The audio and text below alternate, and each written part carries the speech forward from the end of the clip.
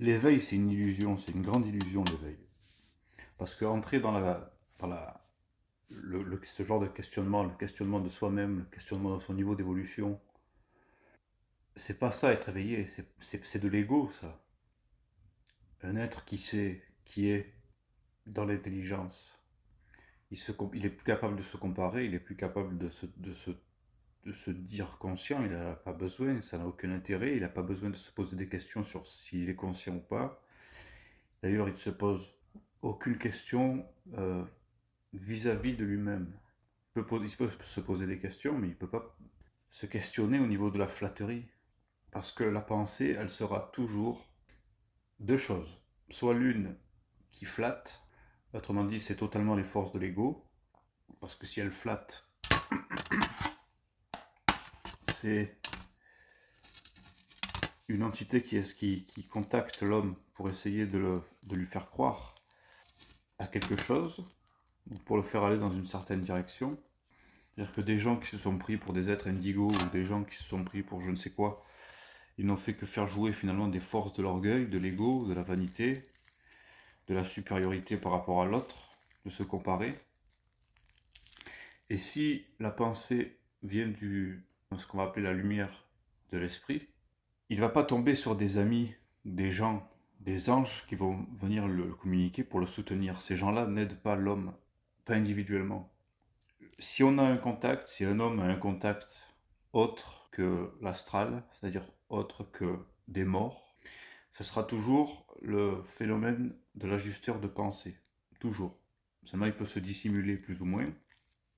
Un individu peut croire qu'il est en début de contact avec un ajusteur de pensée, alors que c'est une entité qui lui fait croire que c'est de l'ajusteur de pensée, pour le soumettre à la croyance. Parce que du coup, si l'individu y croit et qu'il est flatté, il va toujours se référer à cette entité. Et cette entité le sait. Et elle sait que l'homme, la personne, lui mange dans la main. Donc elle va jouer son mental pour ses bénéfices personnels de survie. Tandis que l'ajusteur de pensée ne va strictement jamais flatter l'homme. Tous les contacts avec l'ajusteur de pensée, toutes les pensées, tous les échanges avec ce qu'on appelle un ajusteur de pensée, ça aura toujours pour but de détruire l'ego, de toujours réduire, amoindrir l'ego. Toujours, toujours, toujours. C'est-à-dire que c'est pas que ça fait pas plaisir, c'est qu'il y a des choses qui sont... Mais quand on est averti, on n'est plus déçu. Au bout d'un moment, on n'est plus déçu parce qu'on connaît la nature, on sait comment ça fonctionne. Et nous-mêmes, à force que l'ego diminue lors du contact, il n'y a plus d'être déçu ou pas déçu. Donc ils pourront, ça pourra répondre plus sous la volonté de l'homme. Simplement que l'homme, il posera plus des questions si je suis beau, si je suis conscient, si je suis intelligent, est-ce que je suis comme ça, est-ce que je suis fort. Il sera plus intéressé à poser ce genre de questions, en tout cas des questions qui vibrent de cette manière-là. Donc avec le temps, il y a des échanges et un rapport qui sont plus avancés. Quand on veut contacter ce qui est de l'ordre de l'esprit, ce qui est de l'ordre du soi, mais du soi supérieur, du soi esprit, il n'y aura jamais la réponse à laquelle on s'attend. D'ailleurs, la plupart du temps, il ne donne pas de réponse. La plupart du temps, si tu poses une question dans ta tête, en premier lieu, il y a des pensées qui sont enfantines ou un peu débiles. Des pensées qui sont systématiques. Ça répond systématiquement d'une façon qui est mécanique, comme ton cousin débile je sais pas, du Vercors ou ton oncle blagueur qui croit qu'il est drôle, mais en fait c'est un gros beauf. Il y aura toujours la phrase tu vois, collective stupide. Et ça, c'est bien évidemment l'astral. C'est comme ça qu'on peut s'imprégner et comprendre comment ça vibre en soi, l'astral. Ces êtres-là, qui répondent d'une manière systématique. C'est pipi caca la réponse, en gros. Donc si on vire, on ne prend pas compte de ces réponses, et qu'on se concentre toujours sur la question sans la reposer, parce qu'il faut faire attention de ne pas trop parler dans la pensée, faut être dans le silence, avoir plutôt l'intention, parce que plus tu auras de pensée, plus tu vas émettre de la pensée, plus ça va attirer ceux qui constituent la pensée, c'est-à-dire les entités. Donc si on se concentre un peu plus, on s'aperçoit qu'il n'y a pas de réponse. Si on attend, on regarde, et qu'on arrive à passer les vagues des entités médiocres, enfin des morts, hein, c'est de la mémoire. Si on passe ça, on s'aperçoit qu'il n'y a rien. Parce que c'est pas par la pensée qu'ils communiquent, qu'ils échangent. Ils utilisent la pensée Donc ils utilisent aussi bien le questionnement d'une personne. D'ailleurs, c'est pour ça que je réponds à ta question, c'est parce que en soi, pour moi, c'est clair, t'as pas à te poser ces questions-là. J'ai répondu très bref, j'ai répondu, il n'y a pas de mots. Tu m'as dit, c'est quel mot qu'il faut que... Enfin, la question, c'était quel mot... comment on fait pour se définir en tant que... Si on constate qu'on est une personne plus évoluée qu'une autre, qu'on on se pose des questions, qu'on désire évoluer, changer dans la vie, faire quelque chose de créatif, là où d'autres veulent juste aller travailler, enfin, mener une vie banale et se posent aucune question. Et moi, ben, j'ai répondu, il n'y a pas de mots, parce que t'as pas à définir ça. Parce que c'est du questionnement, c'est de l'ego. C'est certes un individu qui est cette caractéristique-là, il commence à percevoir le contact avec cet ajusteur de pensée. Et s'il commence à percevoir le contact avec l'ajusteur de pensée, c'est parce que l'ajusteur de pensée a lui-même décidé d'engager un contact qui est plus ou moins grand. Il est très petit au début, mais il y est. C'est justement quand cet ajusteur de pensée décide de contacter l'âme, d'entrer en contact, c'est déjà assigné à une âme. Un ajusteur de pensée est assigné à une âme. Mais ils ne sont pas en contact. La plupart des ajusteurs de pensée sont retirés, ils sont observateurs de l'expérience de l'âme. Mais les personnes qui commencent à sentir au-delà des mots, qui commencent à sentir qu'il y a quelque chose, autre que faire l'expérience de la médiumnité ou ce genre de conneries, de paranormal, des gens qui veulent juste se faire peur, des gens qui sont intrigués, ou encore des gens qui ont tellement souffert de la mort d'un proche qu'ils ont développé ça dans d'autres vies et qu'ils se réincarnent. Et c'est malheureusement pour eux une expérience karmique. Ils font l'expérience de la médiumnité parce qu'ils se sont programmés comme ceci, et dans une autre vie, ils sont encore karmiques. Ce n'est pas la même chose dont je parle quand je parle de l'ajusteur de pensée. C'est tout autre chose. D'ailleurs, pour la spiritualité aussi. Je ne parle pas de spiritualité dans le fond. On n'est même pas dans le même monde, un médium et moi, par exemple. Moi, je suis pas médium, je ressens pas les présences dans les maisons, ça m'intéresse pas, puis j'aime pas, je ne souhaite pas communiquer avec des morts. D'ailleurs, je dis ça, mais on est tous médiums, on est tous canalisateurs de la mémoire des morts. Nos pensées sont toujours, ça vient toujours des plans, toujours des plans, toujours.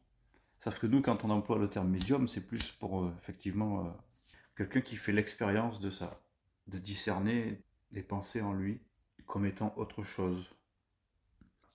Si l'homme, c'est pas un singe, si l'homme a évolué, ce n'est pas un animal qui est toujours à écrire, à dessiner des trucs sur les murs avec sa propre merde, ou du sang, ou de la boue, ou si on se bouffe pas entre nous, etc. Enfin, là, on peut voir que finalement, il y a des hommes et des femmes sur la Terre qui sont toujours des animaux. Puisque, voilà. Mais les gens qui ne sont pas des animaux, qui font pas ce que je viens de d'énumérer là, ils sont en contact un petit peu avec la lumière. Et c'est ce contact avec la lumière qui a pour conséquence, dans le monde matériel, des gens qu'on peut dire qui sont plus ou moins conscients. Ils sont plus ou moins conscients qu'il y a quelque chose, peu importe de quelle forme. D'ailleurs, c'est même mieux de constater qu'il y a quelque chose, mais de pas essayer justement de le nommer, ou de pas essayer de mettre des notions spirituelles, de mettre des choses, parce que tout ça, ça sera toujours de la manipulation. Ça sera toujours si tu veux, les entités, ce qu'elles font, elles savent ce que l'homme vit. Elles peuvent voir ça. Je ne vais pas dire de quelle manière elles le voient, mais elles le voient. Ou elles le pressentent. Ce ne sont pas des êtres conscients, les morts. Hein. C'est pas, tiens, lui, il fait ça. Il n'y a pas de constatation. C'est de la mémoire. C'est systématique. Et lorsque un individu essaye de se poser des questions sur la lumière, ces entités vont intercepter le désir de l'homme de se poser la question et vont fabriquer la réponse afin de se nourrir de l'attention de l'homme. Parce que lorsque l'homme porte de l'attention à une entité, c'est comme quand un gars il t'emmerde, par exemple, je sais pas, t'as un gars relou qui est derrière ton siège et qui met des coups de pied, qui met des coups de pied. Plus il va voir que ça t'énerve, et plus il va continuer. Parce qu'il est nourri de ton attention. C'est un petit peu la même chose avec les entités et l'information qu'elles communiquent. C'est pourquoi la lumière, ça communique pas par ce qu'on appelle la pensée. Ça communique par l'énergie. Ce qu'on dit, je dis des fois la vibration, mais c'est de l'énergie. Ça communique par énergie. Tu sais, tu vois, tu captes. Et quand même, il n'y a pas. Les mots, vouloir mettre des mots, ça sert quand tu veux l'exprimer, quand tu veux extérioriser cette vibration, mais ça ne sert pas. Euh, Ça ne sert pas quand tu veux te définir toi. Quand tu veux te définir toi, ce sera toujours de l'ego. Et la lumière, s'il n'y a pas de réponse, c'est parce qu'ils ne veulent pas t'en fournir. Parce que s'ils te fournissent une réponse, ou même si moi je t'avais fourni une réponse, je t'avais dit, je sais pas, moi, t'es un enfant indigo, t'es un fils du Verseau, t'es un initié solaire, il y en a plein des conneries qui veulent toutes dire la même chose, mais qui sont toutes orientées dans le but de flatter l'ego. Et finalement, quand tu flattes l'ego, ben, tu n'es plus dans cet état de lumière. C'est pour ça que je dis qu'ils interceptent la lumière. C'est-à-dire qu'au lieu que nous recevons l'énergie, la vibration qui vient de ces plans-là, donc ce soi supérieur, c'est cet ajusteur de pensée, n'a aucun intérêt d'alimenter ton ego. Donc si tu n'as pas de réponse, c'est parce qu'ils ne veulent pas t'en fournir. Ça te mettrait dans une case. Parce que même si tu penses que tu es plus conscient que d'autres, que tu es plus ceci, plus cela, parce que tu as ta vision, il y en a des milliers, des milliers, des millions, peut-être des centaines de millions de gens qui sont quand même dans ce qu'eux considèrent comme une éveil de conscience et qui ont ça a tendance à te faire croire exceptionnel. Donc ces êtres-là, ils vont toujours te casser et lorsqu'ils vont te donner des réponses, ils ne donnent pas de réponse, ils t'utilisent en fait. C'est presque qu'ils utilisent ta pensée, ils t'utilisent toi, ils te font aller dans un certain endroit pour que finalement tu te rendes compte de ton ego. Ce qu'ils veulent voir, ce qu'ils veulent faire, ces êtres-là, ça fait partie du processus. Il y a deux choses qui sont simultanées. Ils veulent faire prendre conscience à l'homme sa nature animale. Il faut que l'homme se rende compte de ses choix qui sont influencés par l'ego, de tout ce qui vient de l'ego, de tout ce qui vient de sa mémoire, de tout ce qui vient de son âme. Ils veulent faire prendre conscience de sa nature inférieure, autrement dit de sa nature à lui, sa partie matérielle. Et en simultané, ils essayent, mais ça c'est une grande difficulté, c'est qu'ils essayent de nous faire prendre conscience de leur nature à eux. Et eux n'ont pas de nature. Ils n'ont pas de nature spirituelle. C'est une interprétation humaine, le spirituel. Les anges, je sais pas moi, les guides, tu rentres dans un couloir, il y a un tunnel de lumière, puis il y a des êtres avec je sais pas moi, des êtres lumineux qui te guident, qui te disent viens avec moi, voilà, tu vas voler, ça ce sont des images créées par l'imaginaire humain, et qu'effectivement on peut vivre ces expériences en conscience, en astral, mais tu crois qu'il t'amène où le gonze, qui te dit suis-moi, regarde la lumière là, va vers la lumière, suis-moi, tu seras grand, tu seras beau, tu seras attaché à ce qui te montre, tu seras soumis, assujetti à cette pseudo-être qui vient de voir, et tu ne verras jamais ta lumière qui se trouve toujours au-delà. C'est l'au-delà de l'au-delà, parce que nous, sur la Terre, quand on parle de l'au-delà, c'est toujours les morts. Mais c'est pas le vrai au-delà, ça. Il y a l'au-delà, puis il y a un au-delà, au-delà. Et celui-là ne se conçoit pas. On peut toujours l'observer, hein, on peut toujours observer juste la conséquence. Je vais essayer de donner un exemple. Comment est-ce qu'on les voit, cette lumière? Comment est-ce qu'on la voit? La dernière fois, j'ai fait 2 enregistrements de 1 heure. J'en ai pas fait depuis 4 mois, 5 mois, je crois. Donc j'ai passé 2 heures à m'enregistrer, puis j'ai passé à peu près le même temps à faire du montage, puis j'ai réécouté l'enregistrement et j'ai décidé de le supprimer. Parce que je m'apercevais qu'il y avait beaucoup d'influence dans ce que je disais. Ça donnait trop d'informations et ça donnait pas de...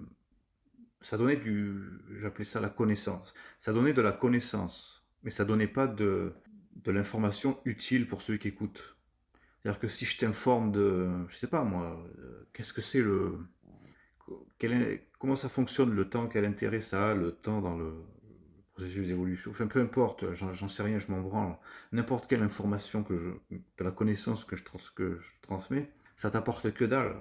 Ça te rend pas plus évolué, ça fait pas monter ton énergie si je te donne de la connaissance. Et dans ces enregistrements, je poussais très loin à certains phénomènes vis-à-vis du cosmos. Et quand j'ai réécouté, après environ au total 3-4 heures de travail, quand j'ai réécouté, que je me suis aperçu que je donnais beaucoup de connaissances, même trop, même une qui était inutile, mais que je donnais aucune énergie.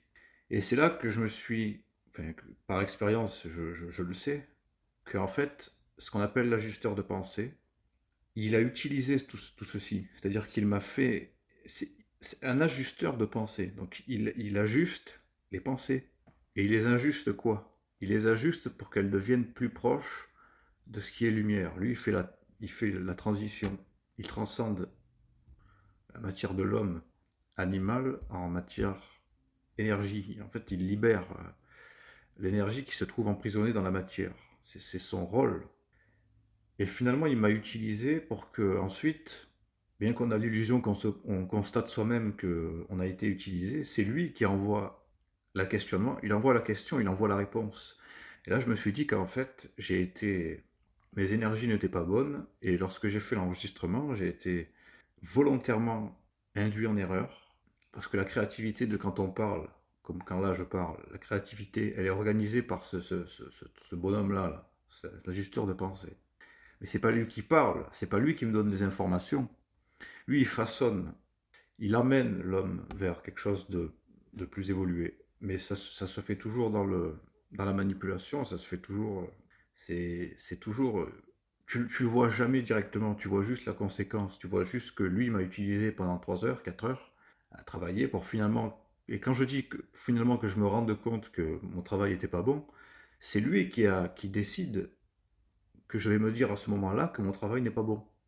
Et c'est à ça qu'on le voit, c'est toujours derrière. La lumière, c'est toujours derrière. Et ça, il faut se le mettre dans le crâne, parce que même si c'est décevant, même si quand on sait ça et qu'on arrive éventuellement à l'accepter, on se dit, bon, il a peut-être raison, parce que la lumière, ça fait des millénaires qu'on la cherche, on ne la trouve jamais. Enfin, je veux dire, c'est toujours caché. D'ailleurs, science occulte, on n'a pas inventé le terme pour se donner une image. Occulte, c'est occulte. C'est caché, toujours caché. Il n'y a pas quelqu'un qui la voit, jamais. Par contre, il y a des êtres qui s'expérimentent, qui sont conscients de cette nature-là et qui savent, par expérience, après, qui apprennent à savoir, quand même c'est caché. C'est-à-dire que le but là, de quand j'ai fait ma vidéo pendant 3 heures, 4 heures, ben, ça n'a pas servi à rien, puisque ben, ça me faisait comprendre que, voilà, en fait, ça fait comprendre que ça ne répond jamais. Pose-lui pas des questions, parce que si ça répond, c'est de l'entité. Ou lui-même, si c'est un individu qui est un peu évolué, c'est-à-dire qui est en processus très étroit avec un ajusteur de pensée, l'ajusteur de pensée ne va pas se gêner d'utiliser l'astralité de la personne, c'est-à-dire qu'il va utiliser les entités. C'est-à-dire qu'il peut lui-même se faire passer pour une entité, enfin, pour de la pensée. Parce que ça sera toujours astral, la pensée, toujours. C'est un monde de forme. Et au-delà de l'astral, ce n'est plus le monde de forme, donc il n'y a plus de forme. C'est-à-dire qu'il n'y a plus de mots, il n'y a plus de concepts intellectuels, psychologiques, et il n'y a plus d'émotionnel. Donc du coup, il fait toujours comprendre que. Voilà. C'est lui qui, cet être de lumière, parce que je dis ça parce que tu as employé le terme. Donc oui, c'est éventuellement un être de lumière. Enfin, être de lumière, tu le mets à toutes les sauces. C'est-à-dire que n'importe quelle intelligence systémique qui a tel ou tel rôle, c'est un être de lumière. Donc il n'y a pas de... C'est rien être de lumière, c'est personne. Il n'est pas là pour t'enseigner quelque chose, il n'est pas là pour t'apporter de la connaissance. La connaissance, c'est une illusion, parce que si tu es dans... admettons, hein, tu fusionnes avec cet être-là, c'est le processus final de, de l'humanité, en fait, de l'évolution humaine. C'est le processus final, c'est la fusion avec ce truc-là, l'ajusteur de pensée. Une fois qu'il y a fusion avec l'ajusteur de pensée, il baigne, l'être, l'individu baigne dans un réseau d'intelligence systématique, instantanée.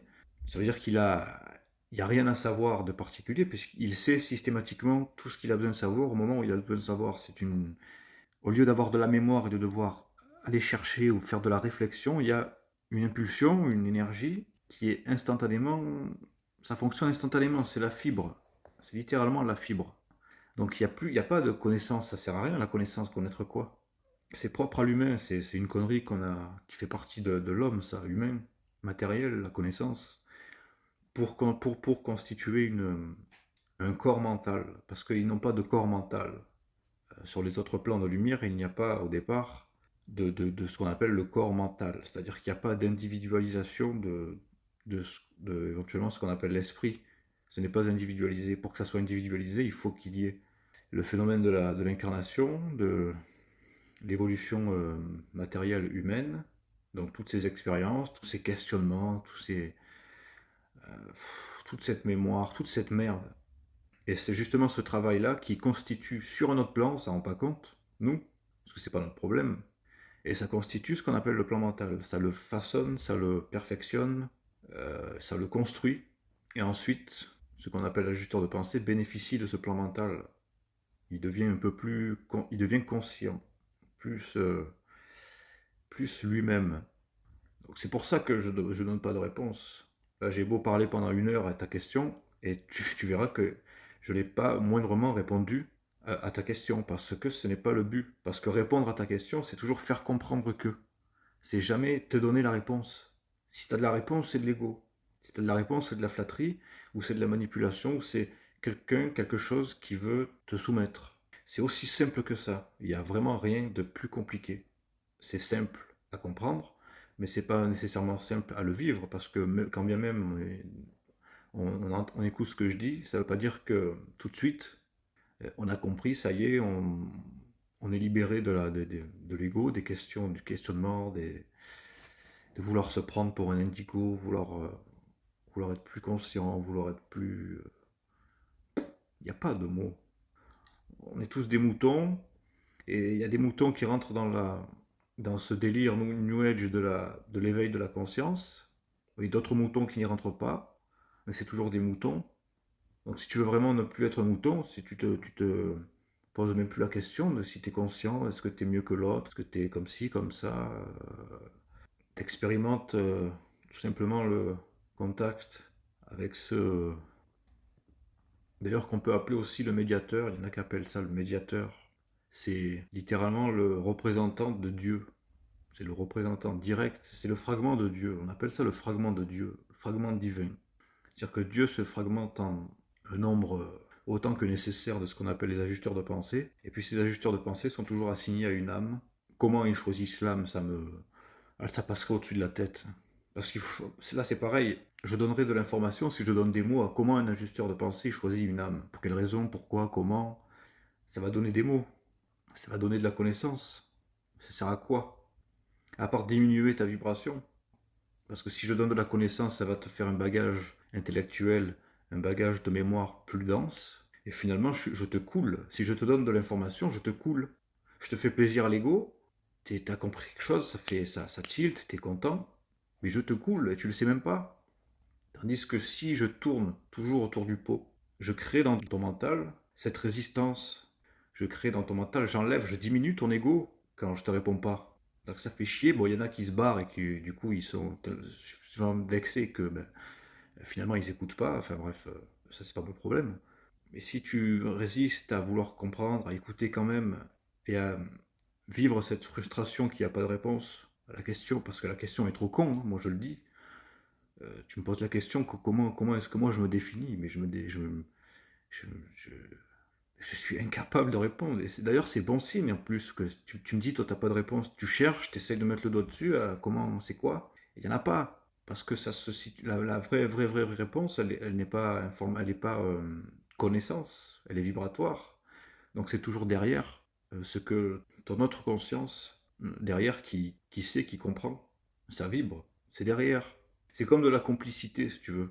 Admettons que tu es complice avec quelqu'un au milieu d'un groupe de gens, et quand tu arrives, rien qu'avec le regard, tu peux parler. Et pas qu'avec le regard, dans le fond, parce que nous, on croit que c'est le regard parce qu'on se regarde et on sait ce qu'on veut dire, on sait ce que l'autre sait. Tu vois, c'est toujours derrière. Il n'y a pas de mots. C'est d'ailleurs la complicité, c'est une communication qui est beaucoup plus pure que quand tu parles à quelqu'un.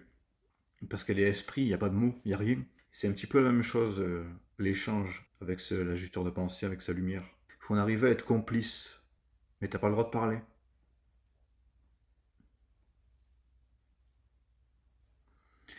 Donc voilà.